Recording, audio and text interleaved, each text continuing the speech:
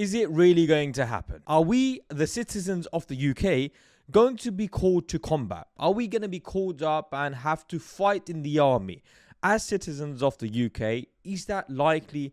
Well, recent articles and recent suggestions have suggested that, well, citizens may be called up and may be requested or asked to fight for the army. Now, the army chief, so bearing in mind, the guy that's in control of the army, has said Britain must train citizen army to prepare for potential land war. Now, I don't know about you guys, but that doesn't go down very well for me. I mean, we're here as a Muslim population shouting and screaming about genocides and things that are happening unjustly, and we think that actually there's so much wrong going on in the world that not only are we trying to fight against it and raise our voices against it, but now we're getting called up for that exact thing to be a part of it. Like, it's crazy. So I would say, like, we have to really think about what we should be doing as Muslims. I think this is super important. And so this video is just for you guys in understanding what should we even be doing as Muslims. I mean, where do we stand? What should we even do? I mean, to give you an idea in where, the UK stands at the moment and actually where the threat is, obviously, there is a threat of war, obviously, with everything going on in the world. And I am not a political expert, and I'm not going to sit here in front of you and tell you guys this is exactly what's going to happen. But I mean, it's not like that's happened before, has it? It's not like this is the first time the UK would get involved in something that's got absolutely nothing to do with them. And the army chief did come out and say that, in essence, we don't want the same things to happen as they did in 1914, where the UK wasn't really prepared for escalations to happen. And those escalations went on to lead to World War I. I mean, to give you an idea, this isn't a random person talking about random things. It's the army chief. It's the guy that's in control of the army. He's the guy that is responsible. And he is saying these things. So we should be thinking, this is very real. Now, I'm going to paint a picture for you guys. You're sitting there and, these things starting to happen, and the army starts saying, listen, Mr. Bilal, Mr.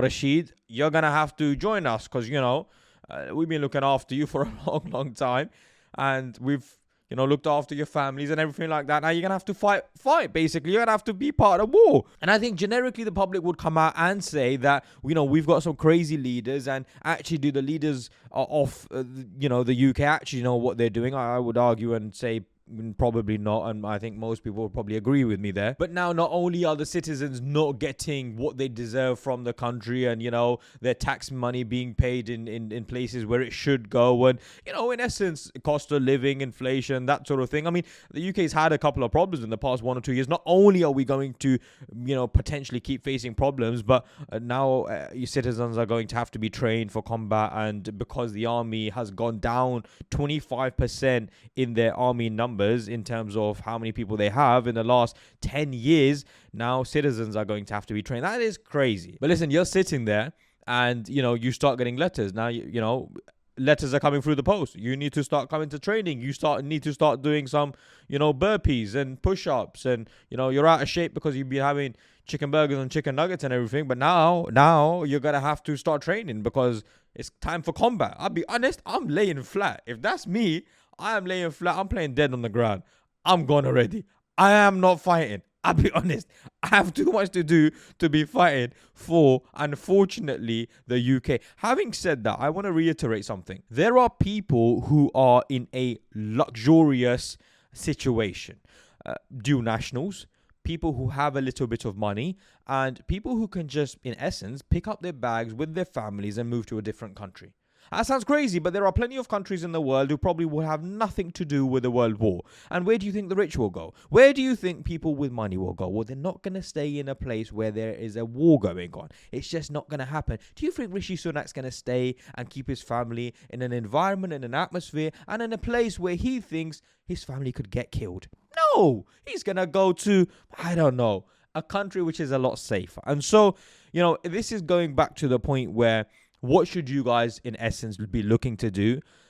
If you are sitting there at home and you have £2,000 or £3,000, £4,000 in your bank account, guess what? There's nothing really more you can do, right? You have parents, you have siblings, and you have a family. Now you are limited to what you can do, and that's the reality. If you though have £40,000-50,000, for example, you could buy tickets, you can rent out a place for a year, for 2 years, for 3 years, and you can stay in that place. And actually what I'm getting at here is it's very important to get your money right.